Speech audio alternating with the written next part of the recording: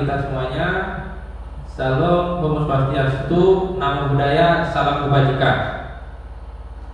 Perkenalkan, nama saya Muhammad Syafil Umam. Di sini saya akan menjadi moderator untuk kegiatan sosialisasi budaya positif calon guru penggerak angkatan 7 SMA Negeri 1 Pagoda Selatan, Kabupaten Kepulauan Mentawai, yang akan disampaikan oleh calon guru penggerak angkatan 7, yaitu Ibu Ade Nur Hayati Sampalakai SPD. Tergerak, bergerak, dan menggerakkan. Untuk mempersingkat waktu dan kesempatan, kami persilahkan. Baik, terima kasih Pak Umam buat kesempatannya. Selamat pagi Bapak Ibu guru hebat. Selamat pagi. Iya, izinkan saya menyampaikan beberapa hal yang terpenting yang menjadi ilmu kita dalam dunia pendidikan tentang penerapan budaya positif terhadap sekolah kita, apalagi sekolah kita akan menerapkan kurikulum merdeka, dan ditambah lagi sesuatu hal yang positif, sekolah kita SMA Negeri 1 Pagoda Selatan adalah sekolah penggerak khususnya di Kepulauan Mentawai. Oleh sebab itu Bapak Ibu, memperpendek waktu, kita dengarkan beberapa sesaat tentang budaya positif yang akan saya terangkan. Nah, dalam budaya positif di sini yang saya terangkan adalah saya mengambil tentang budaya-budaya tetap kita laksanakan sebagai guru mata pelajaran, itu penerapan segitiga restitusi sebagai guru mata pelajaran. Nah, kira-kira dalam nanti ke depannya sosialisasi ini kiranya bisa kita terapkan terhadap anak didik kita. Nah, sebelumnya Bapak Ibu, kita melihat ada filosofi tentang pemikiran-pemikiran Ki Hajar Dewantara, di mana trilogi pendidikan Ki Hajar Dewantara dalam hal ini adalah selalu kita ingat dari waktu ke waktu sampai saat ini, dan mungkin juga anak didik kita sudah lupa tentang trilogi pendidikan ini, yaitu Ingarso Sungtulodo, Ing Madio Mangunkarso, Tuturi Handayani. Yang kita hafal hanya Tuturi Handayaninya. Ada aja topi seperti Garuda, udah Tuturi Handayani, berarti kita orang pendidikan. Nah, Bapak Ibu, tujuan pendidikan menurut trilogi Ki Hajar Dewantara di sini adalah pendidikan, berarti itu sebuah instansi, organisasi, sudah termasuk di dalamnya guru dan siswa dan seluruh warga sekolah. Apa tanggung jawab kita adalah menuntut segala kodrat yang ada pada anak, berarti termasuk minat bakat anak, agar mereka dapat mencapai keselamatan dengan minat dan bakat yang mereka miliki untuk mencapai kebahagiaan yang setinggi-tingginya, baik sebagai manusia maupun sebagai anggota masyarakat. Artinya, siswa itu berhak mendapatkan kebahagiaan di lingkungan sekolah. Itu yang disebut dengan akan melahirkan budaya-budaya positif. Nah, siswa juga sebagai anggota masyarakat. Jadi karakter siswa itu akan nampak ketika tujuan dan sasaran pendidikan ini kita terapkan sesuai dengan bakat dan minat anak. Terkadang anak minatnya ke matematika, kita paksa ke penjas, tidak bisa. Ini pada kurikulum merdeka. Anak minatnya ke kesenian, tetapi kita tekan harus tuntas di matematika, juga tidak bisa untuk di kurikulum merdeka. Nah, oleh sebab itu tugas kita pada kurikulum merdeka, kita tuntut anak, kita bawa anak ke zamannya. Sekarang anak-anak lebih banyak zamannya teknologi. Baik Bapak Ibu, sebelumnya kita lihat apa sih itu arti kebudayaan. Budaya itu yang kalau orang sejarah mengatakan budaya itu yang sesuatu hal yang baik dari leluhur kita yang kita sampaikan dari generasi ke generasi. Nah, budaya itu tidak ada yang negatif. Budaya itu pasti semuanya budaya positif. Tetapi dalam hal ini budaya positif yang disampaikan adalah di mana kita berada di lingkungan pendidikan. Maka sesuatu hal yang pasti harus kita terapkan dan melahirkan budaya positif itu. Nah, budaya positif itu adalah terkandung di dalamnya nilai-nilai kebiasaan. Terbiasa anak bersikap positif di mana nilai dan kebiasaan itu harus berpihak ke anak. Contoh, pungut sampah sebelum masuk kelas, atau setiap hari Senin anak dibiasakan memakai topi saat upacara. Lalu lebih urgent lagi saat belajar, anak tetap terbiasa untuk selalu berdoa sebelum memulai pelajaran dan setelah memulai pelajaran. Itu mengandung nilai religius. Kalau menghormati anak, sesama anak, menghormati guru, seluruh warga sekolah, itu adalah nilai kemanusiaan. Nah, jadi agar apa? Agar anak dapat berkembang menjadi pribadi yang kritis. Kritisnya apa? Kritis bukan berbicara dan protes dan lain sebagainya, tetapi kritis dalam bersikap, kritis dalam berpikir, sehingga akan melahirkan anak itu hormat kepada orang tua, hormat kepada lingkungan, hormat kepada teman-teman, dan memiliki rasa tanggung jawab. Berikutnya Bapak Ibu, dalam menciptakan budaya positif di sekolah, ada perubahan paradigma. Paradigma itu adalah sedikit agak sama dengan pola pikir, ya, pola pikir, di mana ada dua hal di sini paradigmanya. Yang pertama, untuk membangun budaya positif di lingkungan sekolah, maka sekolah dalam hal ini, baik itu kepala sekolah, wakil kepala sekolah, guru, siswa, perlu menyediakan lingkungan yang positif. Berarti tidak hanya kepala sekolah yang menyediakan lingkungan yang positif, berarti bukan Bapak Ibu guru saja yang menyediakan lingkungan positif, apalagi anak-anak. Nah, ini yang kalau kita lihat di lingkungan sekolah kita, terkadang kita berkecil hati melihat sikap anak-anak. Ada saja sampah tidak diambil. Nah, itu ada sampah tidak diambil. Karena apa? Karena kurangnya nilai-nilai budaya positif yang mereka yakinkan. Maka perlu ada semacam aturan kelas atau keyakinan kelas yang harus kita buat oleh Bapak Ibu wali kelas. Nah, sekolah itu perlu aman. Aman dalam hal apa? Aman bukan hanya tidak bertengkar, tawuran dan lain sebagainya. Aman bukan hanya dalam bentuk diam atau sepi sekolah itu, tapi tidak. Aman itu anak kita lindungi. Anak yang mana dilindungi bukan anak yang kurang ajar, tetapi anak yang mau diarahkan, anak yang mau dididik, sehingga mereka aman dan nyaman untuk belajar, sehingga muncul kebiasaan-kebiasaan mereka. Agar anak mampu juga berpikir, bertindak dengan baik dan benar, menjadi anak mandiri, dan terutama juga tanggung jawabnya besar. Lalu yang kedua paradigmanya adalah lazimnya disiplin di sekolah itu tidak terlepas dari kontrol guru terhadap peserta didik. Jadi apapun yang dilakukan anak tetap kita kontrol, mau dihukum tetap kita kontrol. Baik Bapak Ibu, selanjutnya, nah ini dia, budaya positif itu ilusinya guru mengontrol murid. Apapun yang dilakukan oleh murid, tetap kita tidak bisa terlepas dari kontrol terhadap siswa kita. Nah, pada dasarnya kita tidak dapat memaksa murid, seperti yang saya sampaikan tadi, untuk berbuat sesuatu jikalau murid tersebut memilih untuk tidak melakukannya. Bu Nopi suruh si Bormen pusat karena terlambat, hukumannya pusat terlambat. Nah, lalu dia bilang, enggak Bu, saya pilih sampah, itu yang lebih ringan. Nah, ini paradigmanya, guru tidak bisa memaksa murid untuk melakukannya. Kita beri kebebasan ke murid apa yang dia mau, tetapi tetap dalam konteks memberi sanksi, bukan memberi kebebasan supaya dia terbiasa. Lalu walaupun tampaknya guru sedang mengontrol perilaku murid, nah artinya gini, kan ibu suruh pusat, kenapa kamu yang ngatur guru atau guru yang mengatur kamu? Karena kan kita seperti itu, saya juga seperti itu. Nah sekarang kalau dia minta bersihkan WC atau sampah, ya udah itu pilihannya, tetapi tetap melakukan sanksinya.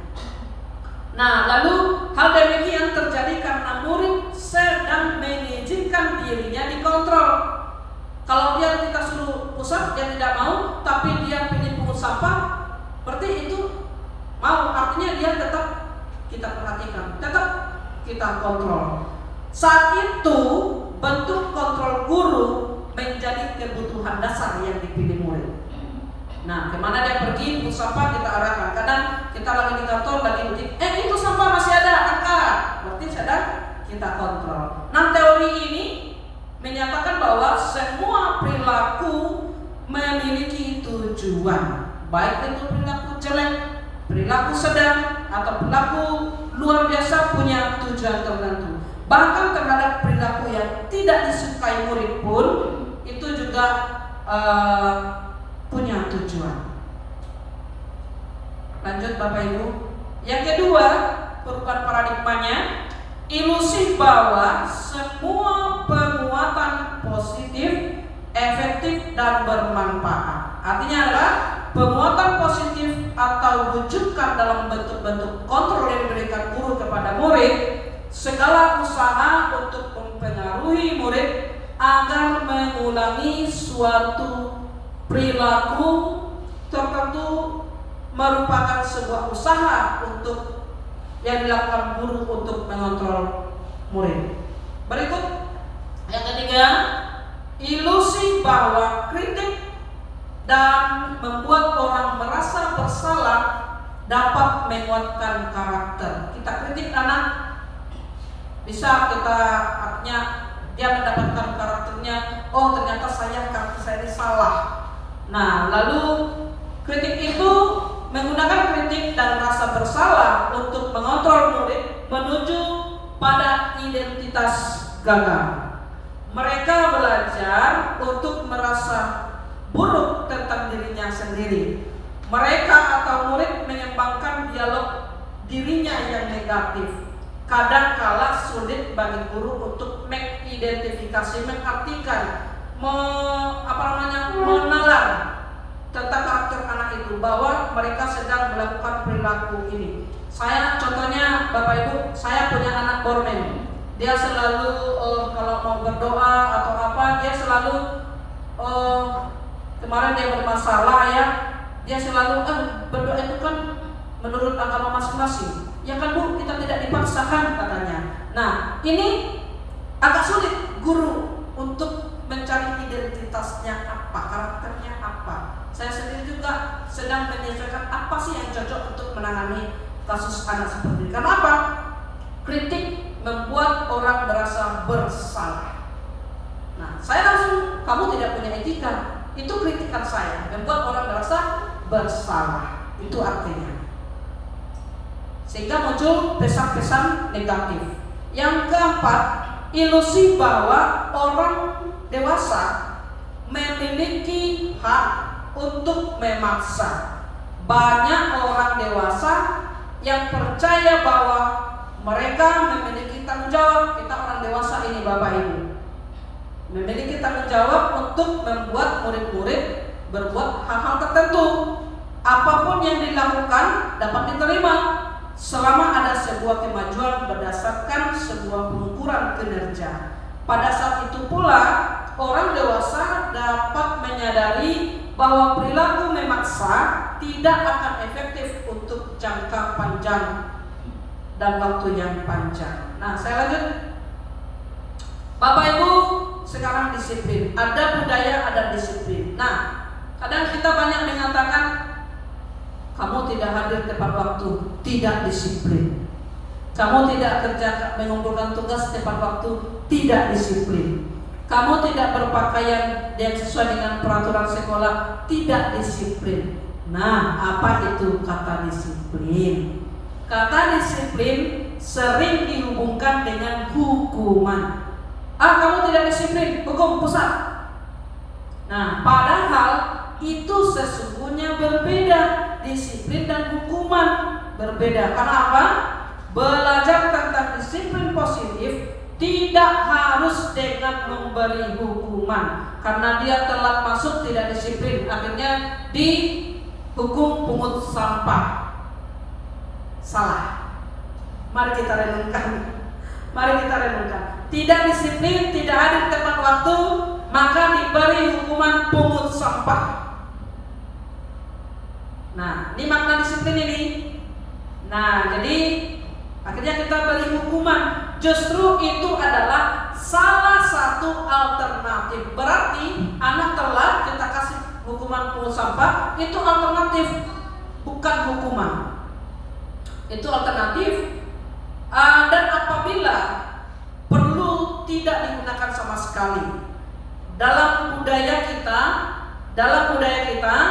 makna kata disiplin dimaknai menjadi suatu yang dilakukan seseorang pada orang lain untuk dapat dipatuhi. Jadi disiplin itu tidak erat hubungannya dengan hukuman. Disiplin ya disiplin. Berarti disiplin itu, kalau menurut saya, disiplin itu identik dengan namanya taat.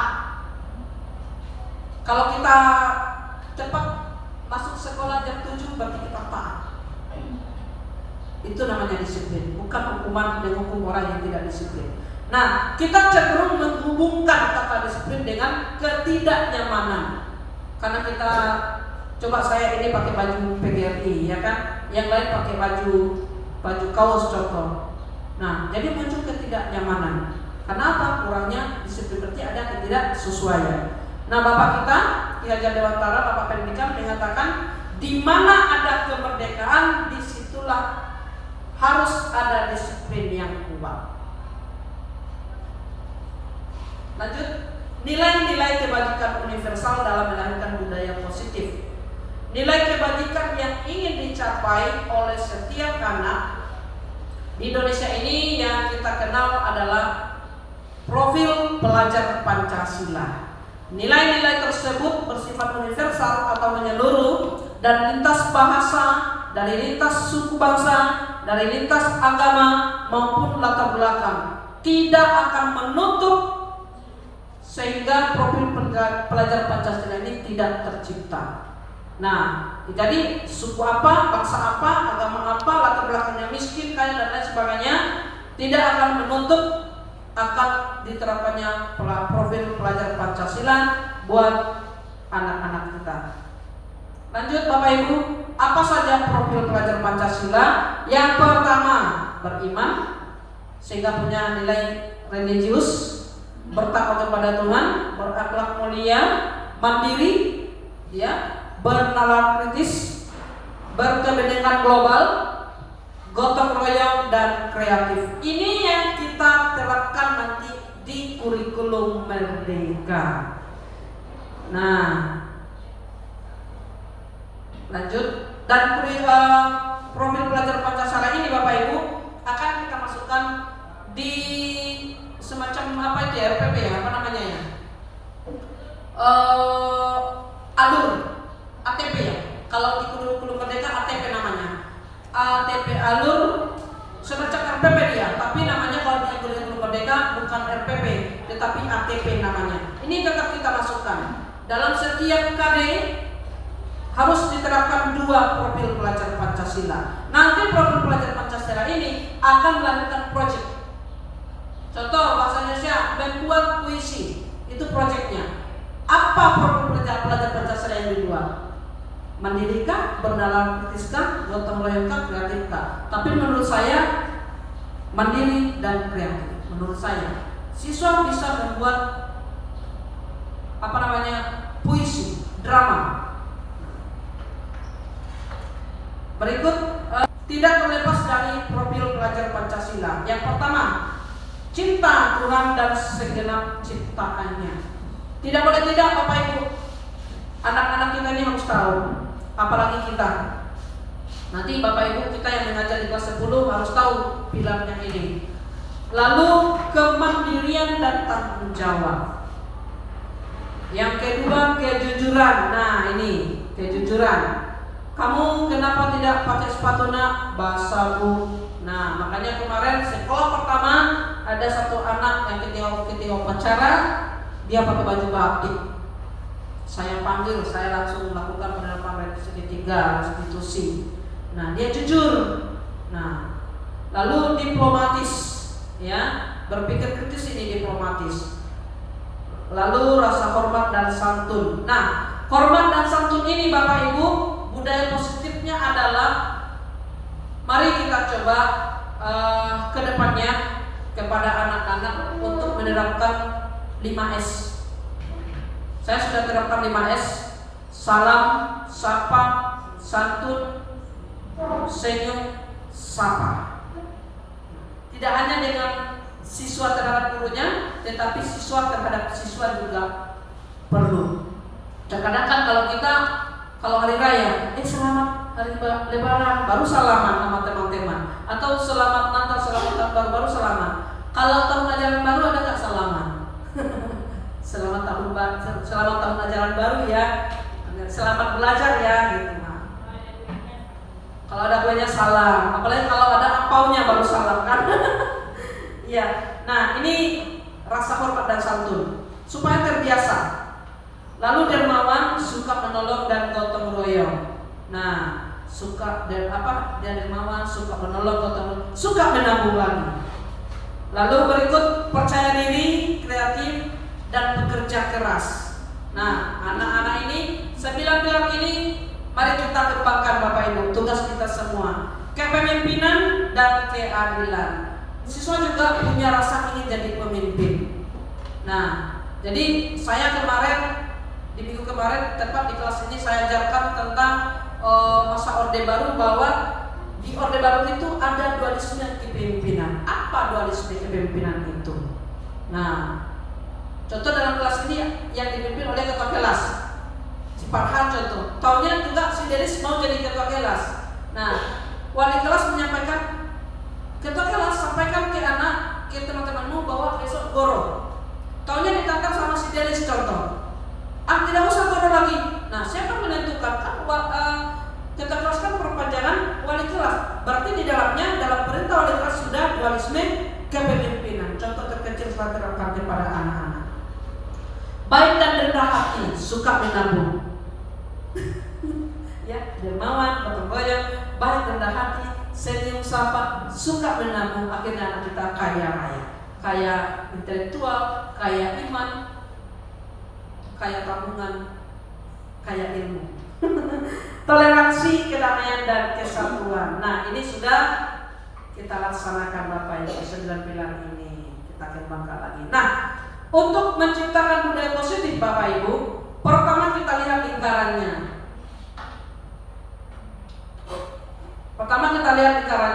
Di dalam ini itu ada peraturan kelas. Saya di kelas 12 IPS 2 saya buat peraturan kelas. Dari peraturan kelas itu, kalau peraturan kelas itu kan ada tidak boleh membawa tidak boleh membawa teman saat belajar. Itu peraturan. Kalau keyakinan kelasnya, hargai sesama. Bahasanya lebih lembut daripada peraturan. Nah, jadi dari 30 peraturan saya buat di kelas saya, kemarin saya buat keyakinan kelas. Nah, apa bedanya peraturan kelas dan keyakinan kelas ini? Di mana peraturan kelas itu mengikat. Peraturan kelas itu mengikat, harus dipatuhi dan harus ditaati. Sedangkan di keyakinan kelas itu adalah kesepakatan kita bersama. Nah, dari keyakinan kelas ini tercipta lingkungan positif. Lingkungan positif baik di dalam kelas maupun di luar kelas, baik itu sesama teman, kepada siswa, baik itu dengan warga sekolah dan pimpinan kita, akan melahirkan budaya positif. Oke, baik. Nah, untuk itu budaya positif ini ada keyakinan kelas, ada hukuman, ada penghargaan. Nah, penghargaan inilah yang kami bahas kemarin. Ternyata Bapak Ibu, penghargaan ini kita sering kasih ke anak saat kenaikan kelas juara atau semester 1. Nah, ada nggak di antara kita atau kita Bapak Ibu guru menyampaikan penghargaan kepada anak ketika mereka bisa dan mampu menjawab pertanyaan-pertanyaan kita, atau yang dapat nilai 100. Nah, jadi mengapa demikian? Mengapa tidak peraturan saja? Kenapa harus ada keyakinan kelas? Ya, nah ini jawabannya. Untuk mendukung kegiatan-kegiatan ini, nilai-nilai keyakinan lebih menggerakkan seseorang dibanding mengikuti kerangkaian aturan. Anak tidak suka aturan, lebih bagus ada kesepakatan, ya kan? Aturannya setiap hari Sabtu harus pungut sampah. Itu belum terbiasa. Jadi bagaimana untuk membiasakan? Melalui keyakinan kelas. Lanjut Bapak Ibu. Nah, bagaimana pembentukan keyakinan kelas, baik itu di sekolah maupun di kelas? Bapak Ibu, ini keyakinan kelas ini tidak hanya dilakukan oleh wali kelas, tetapi pihak sekolah harus melakukannya.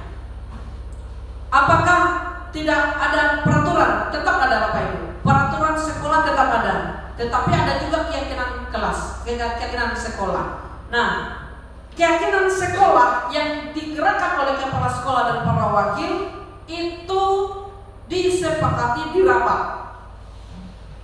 Berbeda dengan peraturan. Contoh pakaian kita wajib kuning, ya kan? Jadi itu kan peraturan. Keyakinannya bagaimana? Nah ini dia. Keyakinan kelas bersifat abstrak, gambaran secara keseluruhan daripada peraturan. Kalau peraturan kan inti-intinya. Kalau abstrak secara keseluruhan, ya, bisa dikatakan kesimpulan, ya pokoknya. Abstrak itu adalah sebuah kesimpulan dari yang kita kerjakan. Yang lebih rinci dan konkret, keyakinan kelas berupa pernyataan-pernyataan universal menyeluruh, dan pernyataan keyakinan kelas senantiasa dibuat dalam bentuk positif, hal-hal yang positif. Yang negatif diabaikan. Contoh, ini kita punya koridor. Nak, kamu tidak boleh berjalan di atas koridor. Itu aturan. Tidak boleh buang sampah atau tidak boleh berjalan di atas koridor. Itu peraturan. Tapi bahasa keyakinan kelas, kesepakatan, berjalanlah dengan tertib di atas koridor. Nah, ya. Lalu keyakinan kelas hendaknya tidak terlalu banyak, tetapi simpel, sehingga mudah diingat dan dipahami oleh semua warga kelas. Keyakinan kelas sebaiknya sesuatu yang dapat diterapkan di lingkungan tersebut. Semua warga kelas, semua warga sekolah juga hendaknya ikut memberikan kontribusi dalam pembuatan keyakinan kelas lewat kegiatan-kegiatan yang disampaikan melalui curah pendapat. Lanjut Bapak Ibu, 3 motivasi perilaku manusia. Yang pertama, untuk menghindari ketidaknyamanan atau hukuman. Ini motivasi ya. Nah, apa yang terjadi di sini? Ini adalah tingkat terendah dari motivasi perilaku manusia. Biasanya orang yang memotivasi perilakunya untuk menghindari hukuman atau ketidaknyamanan akan bertanya apa yang akan terjadi apabila saya tidak melakukannya. Nah ini, kalau saya tidak bikin, apa ya yang saya lakukan? Ya, kan muncul ketidaknyamanan. Kalau saya tidak mengajar, apa yang saya lakukan? Tidak nyaman. Saya saja kalau tidak mengajar tidak nyaman. Nah, jadi ini yang kurang sama anak. Tidak sadar dengan apa yang mereka lakukan. Kadang belajar cabut, mereka senang di tengah, belum terbiasa menciptakan ketidaknyamanan terhadap diri mereka. Kalau saya tidak mengikuti pelajaran matematika, gimana ya? Tidak punya rasa khawatir, nyaman dengan apa yang dilakukannya, dengan hal-hal negatif. Ini yang kita rubah Bapak Ibu, supaya mereka punya kebiasaan-kebiasaan yang baik. Lalu apalagi sebenarnya mereka sedang menghindari permasalahan. Ada PR, cabut. Mereka tidak berpikir bahwa mereka itu nyaman atau tidak, kira-kira seperti itu ya. Lalu apalagi Bapak Ibu yang mungkin muncul dan berpengaruh pada mereka secara fisik dan psikologis. Nah, identiknya kalau guru matematika ini kan bisa dikatakan kalau tidak ada PR angkat kaki kalau zaman kita ya. Nah, anak pun dihukum tidak dihukum tetap fisika, kimia. Nah justru mereka senang dengan olahraga, lompat tinggi, lompat setengah, lompat ke bawah, lompat jauh dan lain sebagainya. Apa yang membuat mereka itu menggerakkan dan membuat mereka senang, terhindar oleh masalah, karena olahraga mungkin tidak dihukum ya Bu ya. Dan dihukumkan kalau tidak bisa lompat, ya udahlah nak, duduk saja. Kalau tidak bisa berlari, ya udahlah nak, tengok aja, ya kan? Apa yang kamu kerjakan kan sesuai dengan zamannya, kodratnya. Nah jadi karena apa? Fisik itu, psikologis itu, maka kita Bapak Ibu harus kaya dengan ilmu fisik, apalagi psikologis. Tidak hanya Pak Umum saja dan Ibu Irunda, maupun tidak terpenuhi kebutuhan mereka bila mereka tidak melakukan tindakan tersebut. Motivasi ini adalah eksternal, lahir dari di luar diri mereka. Lagi belajar ada teman berkode, nah itu pengaruh dari luar, bukan dalam diri mereka gitu kan.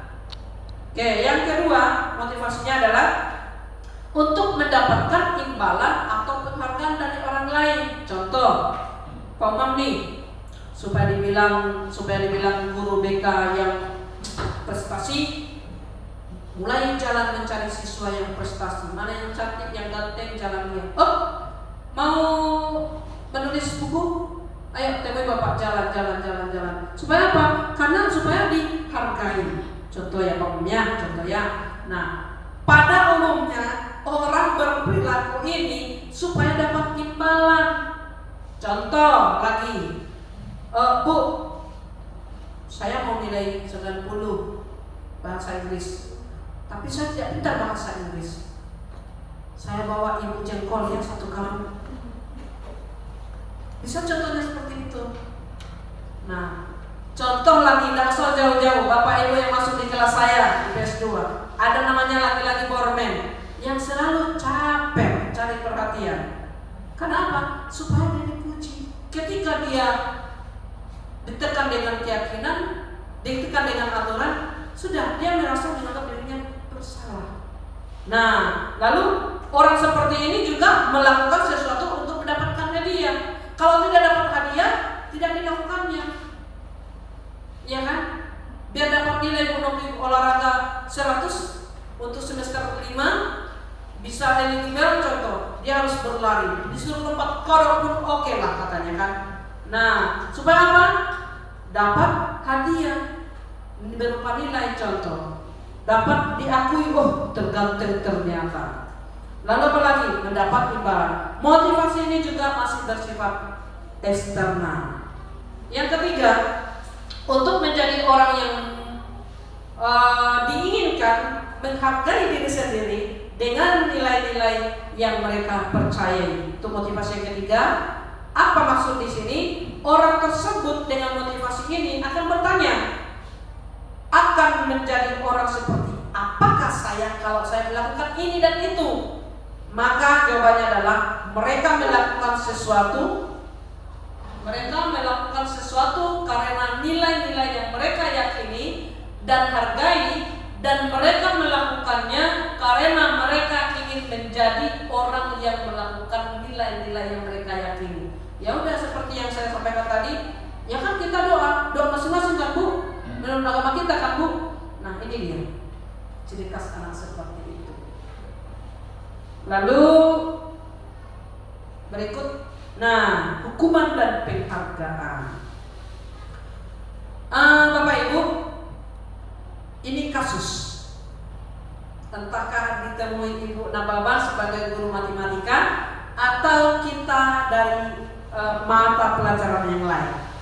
Ada seorang anak namanya Iva, kurang menguasai pelajaran matematika, sehingga pada saat pelajaran tersebut berlangsung, dia lebih banyak berdiam diri atau menggambar di dalam buku pelajarannya.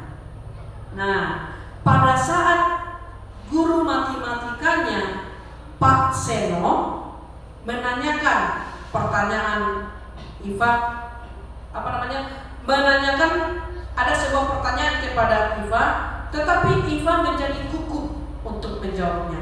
dan tidak sengaja menjatuhkan tasnya dari kursi,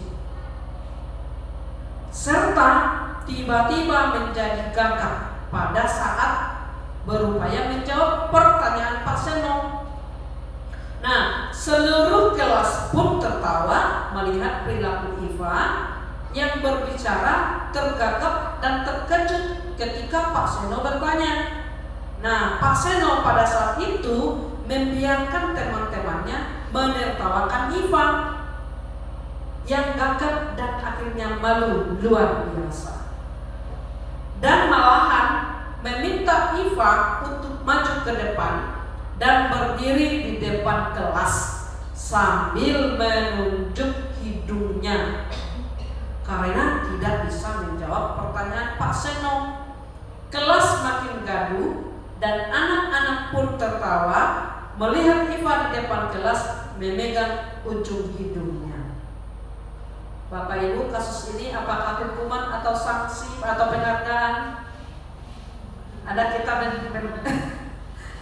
kita menyampaikan ke anak ini, dia asik, dia tidak suka matematika, tapi asik menggambar, dan guru ini tentu mengelola kelasnya baik.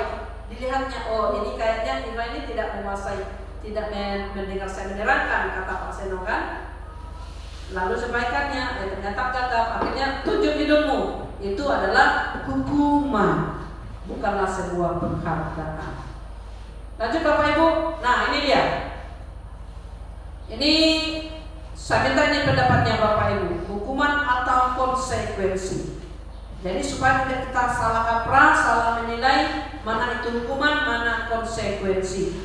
Dan menurut saya ketika kita mendapatkan ilmu ini, jangan sungkan-sungkan untuk memberi hukuman kepada anak, tapi satu, mendidik.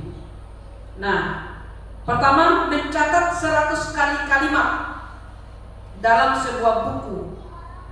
Saya tidak akan terlambat lagi, ditambah lagi di atas matra, ditambah lagi tanda tangan wali kelas plus tanda tangan kepala sekolah. Itu hukuman atau konsekuensi Bapak Ibu? Hukumannya. Ada kita lakukan Bapak Ibu? Saya lakukan. Terlambat lagi, datang udah 5. Nah, tanda tangan wali kelas di atas matra ya, 100 kali, kapan perlu 10 kali lembar double poly. Saya tidak terlambat lagi. Tulisannya jangan mereng-mereng, semuanya lurus. Nah, itu menghukum mereka. Pertanyaannya, kalau anak tidak mengerjakannya, apa yang kita lakukan Bapak Ibu? Kalau anak tidak menulis ini, apa yang kita lakukan? Apakah kita kehilangan arah memberikan hukuman selanjutnya? Tidak. Pasti kita Bapak Ibu punya strategi dan cara lain. Lalu lari, Bu Novi menyuruh Adel lari 2 kali lipat dari lapangan basket karena terlambat masuk pelajaran olahraga contoh. Hukuman atau konsekuensi? Hukuman. Mengganti kertas tugas teman yang telah dicoret-coret. Hukuman atau konsekuensi? Konsekuensi. Saya berharap ini paling penting nih. Kehilangan 10 menit jam istirahat untuk mengerjakan tugas karena terlambat datang dan tertinggal pelajaran selama 10 menit. Ini saya rasa ini kita dapat ini semuanya Bapak Ibu.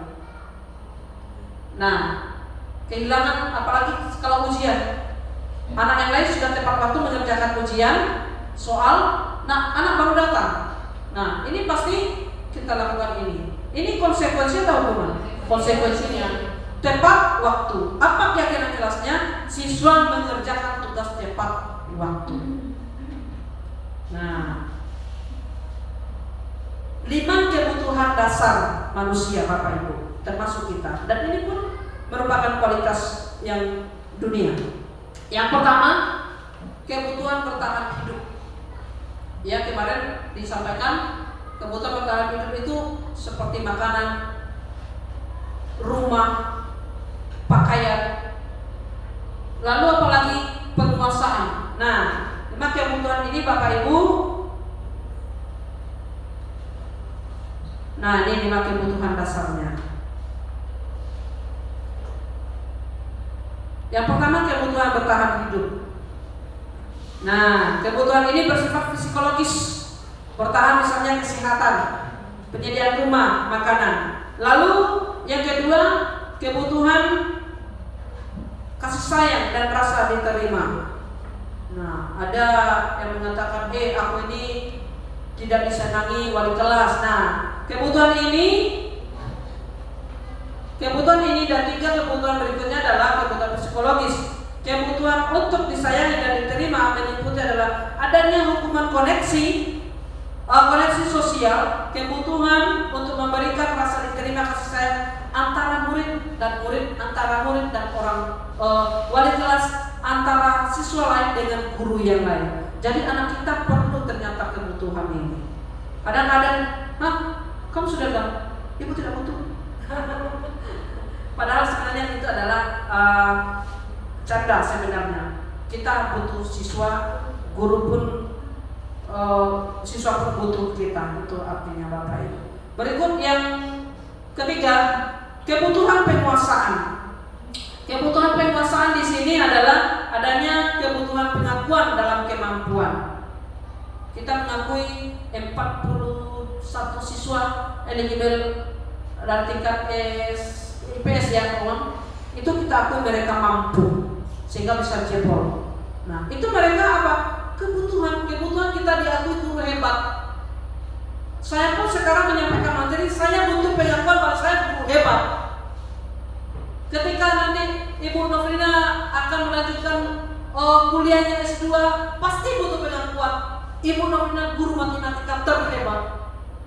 Apakah itu tidak kebutuhan manusia? Pasti butuh. Tidak butuh pujian. Jangan pura-pura butuh pujian. Lanjut Bapak Ibu, kebutuhan kebebasan. Apa artinya? Kebutuhan ini adalah adanya sebuah kemandirian, otonomi. Dia membuat apa? Ya, dia tahu konsekuensinya, dia tahu jalan keluarnya. Artinya setiap manusia punya kebebasan. Lanjut Bapak Ibu. Dari 5 kebutuhan manusia akan mengandung nilai-nilai kehidupan. Dari nilai budaya, dari peraturan sekolah, dari keyakinan kelas. Sebelum saya sampaikan ketiga restitusi, kita lihat nilai kehidupan yang ada di lingkungan sekolah yang diterapkan oleh seorang guru. Kira-kira ini dari video ini kita lihat apakah hukuman atau konsekuensi yang disampaikan oleh guru ini.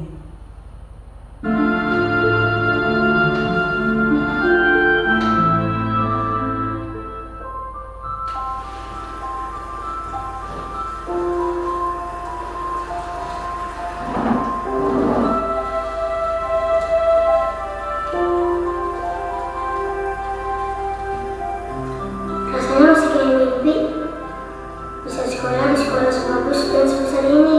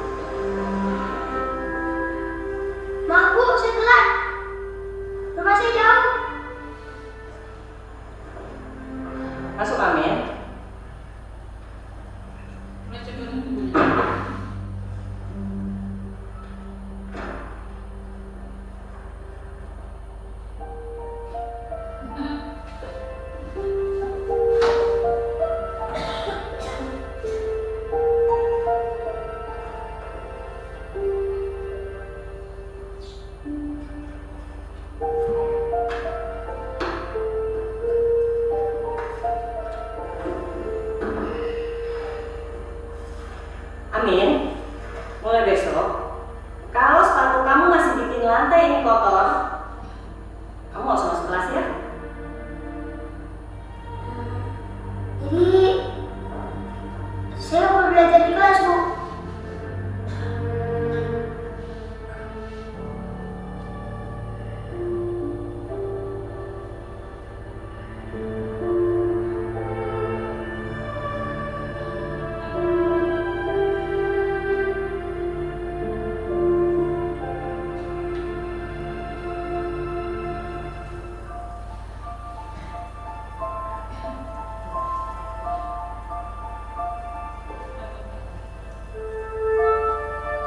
Kalau aku masuk sekolah, pasti ibu guru akan marah lagi.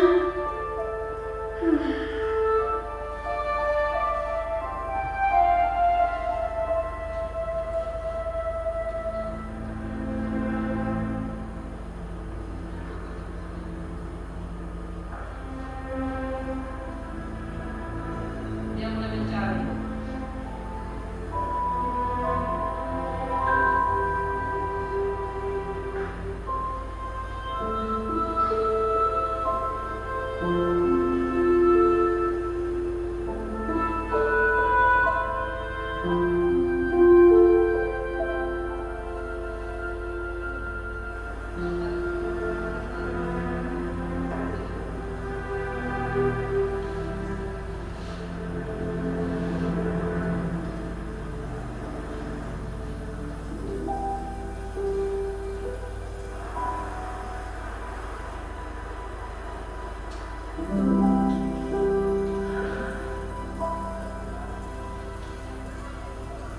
Guru macam apa aku ini? Aku sudah mematahkan semangat belajar menurutku. Bagaimana kalau gara-gara perkataanku, Amin jadi bagus sekolah?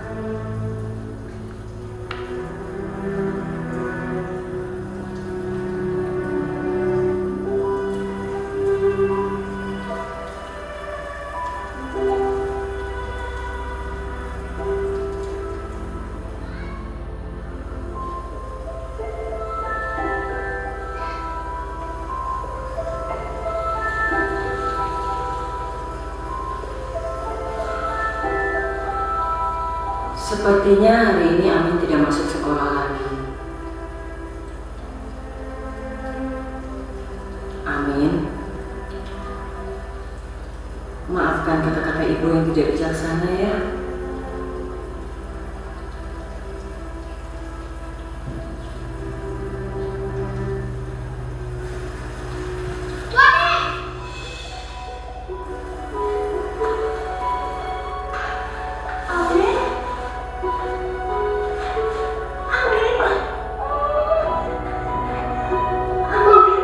Saya mau sekolah di sini lagi kan? Saya janji, saya gak bakal ngotorin lantai lagi. Ya, Dek. Tentu Amin, tentu. Maafkan ibu ya. Ada hadiah untuk kamu. Iya.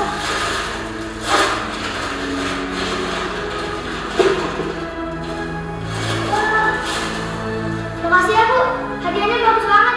Sekarang Amin punya sepatu baru. Amin, ini sepatunya teman-teman buat kamu. Biar kamu gak bolos lagi.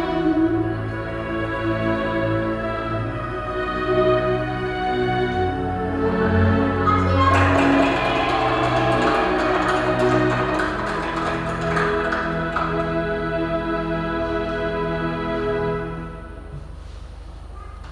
Sebelum saya lanjut, ada yang bisa menyaksikan videonya?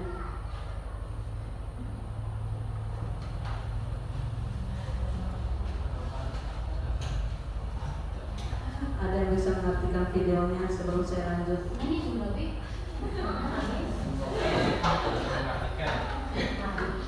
Saya pikir tidak ada yang tersentuh. Saya saja ketika dengan instruktur nasional pusat ini videonya, tahu Bu Rosna saya lagi di atas mobil di Zoom, menangis semua. Karena apa? Sepatumu robek. Besok kalau begini tidak usah belajar ya. Ayo Bapak Ibu, Ibu Nobila bisa melakukan. Silakan Bu Nobila.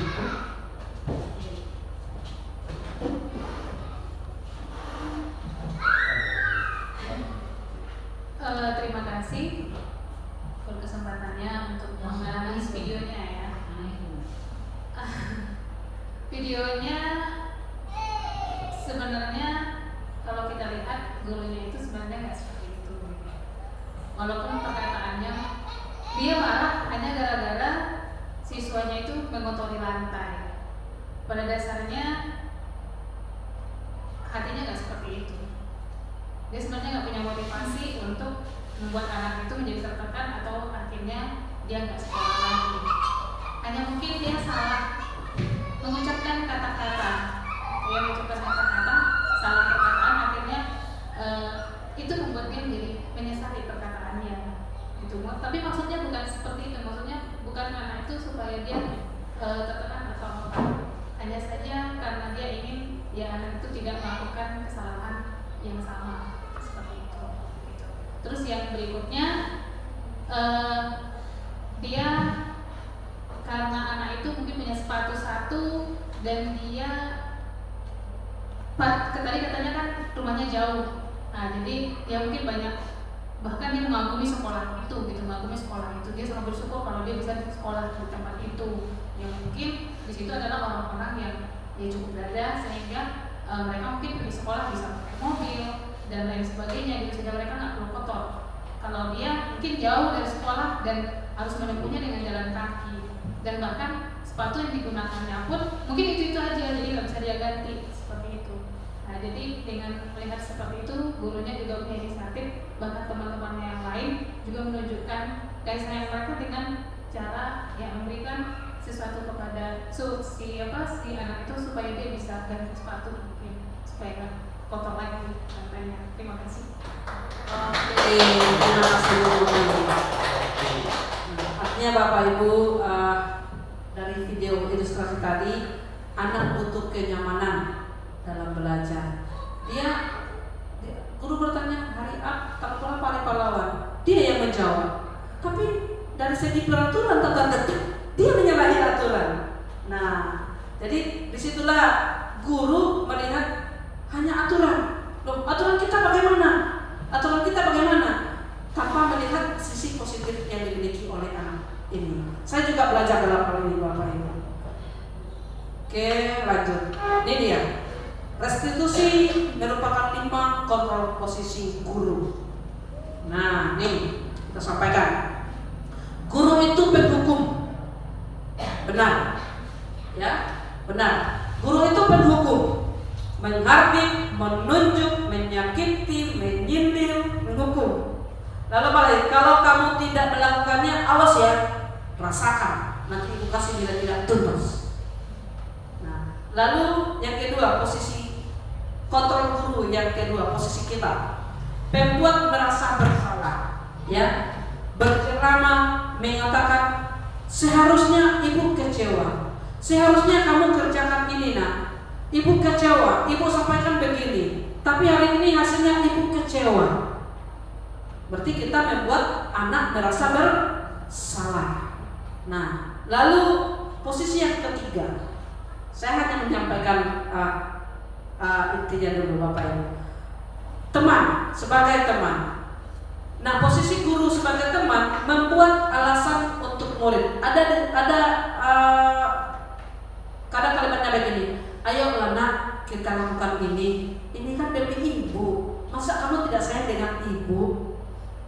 Masa kamu tidak sayang dengan bapak sebagai wali kelas atau sebagai ibu wali kelas? Masa ibu sebagai wali kelas kamu kecewakan? Nah, itu kita berbicara dengan kalimat-kalimat seperti itu adalah kita memposisikan diri kita sebagai teman kepada anak. Tidak hanya itu, juga anak kita butuh teman untuk bercerita. Mungkin guru tertentu, mungkin wali kelasnya yang dia percaya ada sebuah masalah yang dia hadapi, juga bisa curhat atau cerita dengan wali kelasnya. Itu posisi kita sebagai teman. Yang keempat, posisi guru sebagai pemantau. Itu kita melihat, menghitung atau mengukur, atau apa aturannya. Contoh, nah, kenapa baju kamu bukan pramuka. Hari ini kan hari Sabtu, kok baju kamu bukan pramuka? Ada apa? Berarti kita memantau jalannya disiplin yang diterapkan di sekolah kita. Ada apa?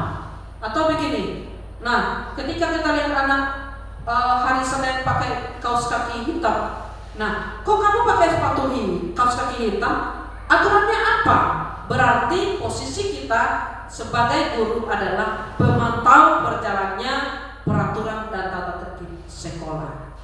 Nah, lalu bukan pemantau dari jauh kok, saya lihat ini mana gerakannya. Bukan itu maksudnya Bapak Ibu. Tapi mengingatkan, mendekati seperti itu. Yang terakhir, yang kelima adalah sebagai manajer. Nah, terkadang kita dalam menerapkan atau dalam belajar, kenapa terlambat? Ada apa? Apa masalahmu? Kok menangis? Nah, bahasa-bahasa seperti itu adalah bahasa kita sebagai manajer. Apa yang kita yakini, apa yang bisa kau kerjakan, kerjakanlah semampumu. Itu posisi kita sebagai manajer. Kita lihat Bapak Ibu keterangannya.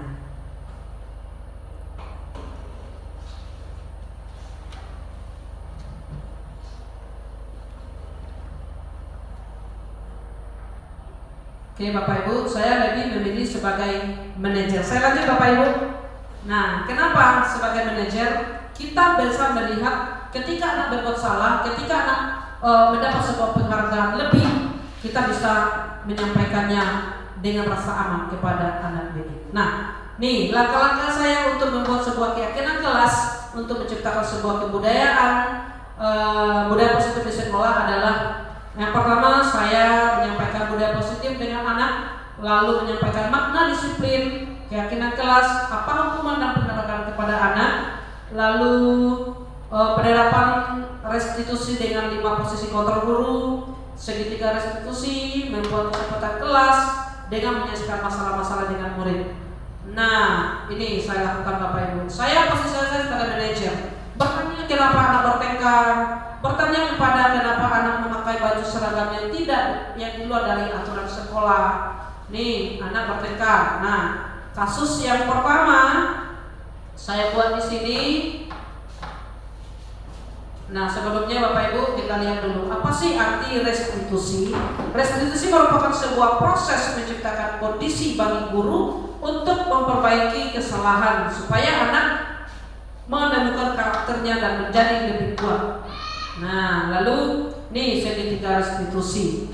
Yang pertama, menstabilitaskan identitas. Yang kedua, validasi tindakan yang salah.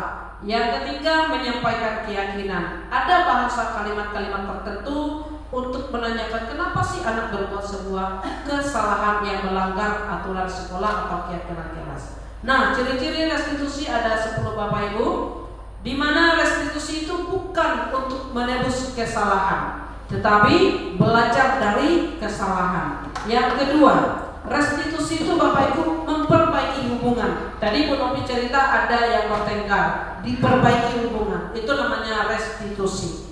Yang ketiga, ada tawaran, bukan paksaan. Mau tidak kita selesaikan masalah kamu? Kita beri kebebasan kepada anak.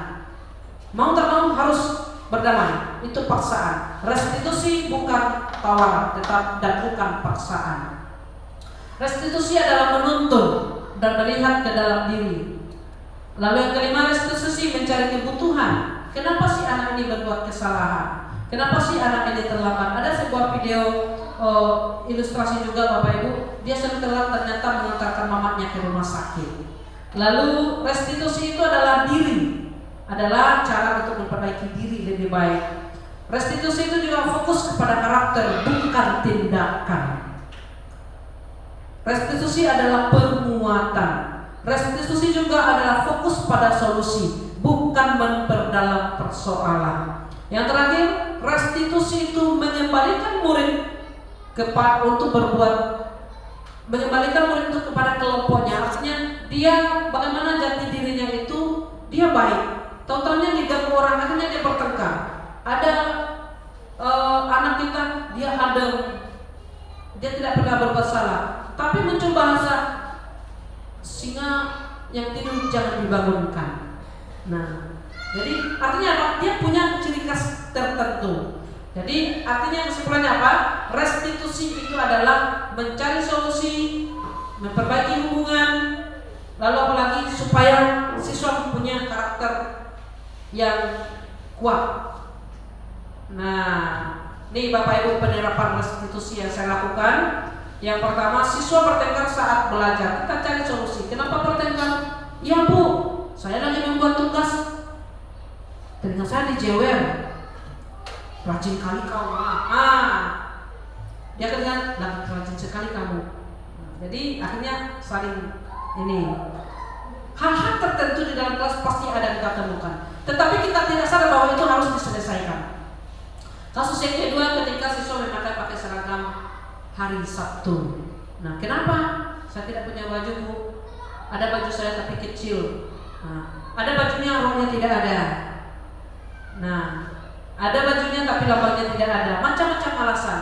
Namun seorang guru tidaklah luput dan tidak lupa. Guru itu punya strategi untuk menyelesaikan kasus-kasus anak. Nah, ini dia Bapak Ibu, kita lihat bagaimana penerapan restitusinya.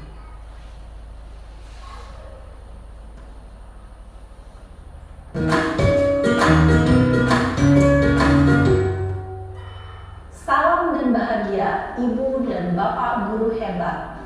Pada video kali ini kita akan membahas tentang salah satu program disiplin positif yang diterapkan di lingkungan sekolah yang dikenal dengan nama restitusi.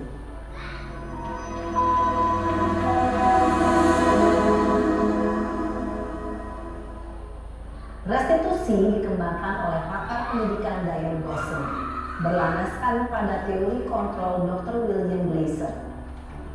Segitiga restitusi adalah suatu proses dialog yang dijalankan oleh guru atau orang tua agar dapat menghasilkan murid yang mandiri dan bertanggung jawab. Pada saat guru di posisi manajer, aspek yang dikembangkan pada murid adalah motivasi intrinsik. Saya balikan kepada moderator. Baiklah, kepada Bu Adi Nurhayati Sapal PSP yang telah menyampaikan sosialisasi budaya positif di sekolah. Beri aplaus semuanya. Dan untuk selanjutnya kita buka sesi tanya jawab. Nah, pada sesi tanya jawab ini kita beri kesempatan untuk 3 penanya saja. Silakan siapa yang akan bertanya. Waktu tempat dipisahkan. Bu Nurita silakan.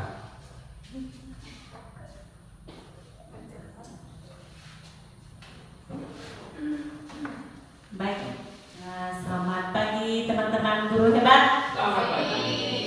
Selamat pagi Ibu calon penggerak Ibu Adi Nurhayati SPD. Baik, terima kasih atas kesempatan yang diberikan kepada kami atas pemaparan materinya yaitu sosialisasi budaya positif yang digalang di tingkat sekolah yaitu SMA, SMP, SD ataupun tingkat dasar. Baik, ada sedikit pertanyaan saya Bu Ade. Ini berkenaan dengan yang disampaikan. Ada tadi antara konsekuensi dan hukuman.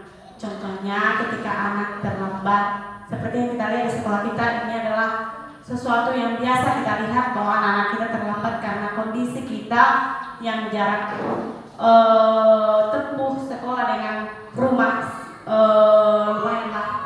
Dan transportasi di sini yang kita pakai adalah transportasi bot. Jadi hanya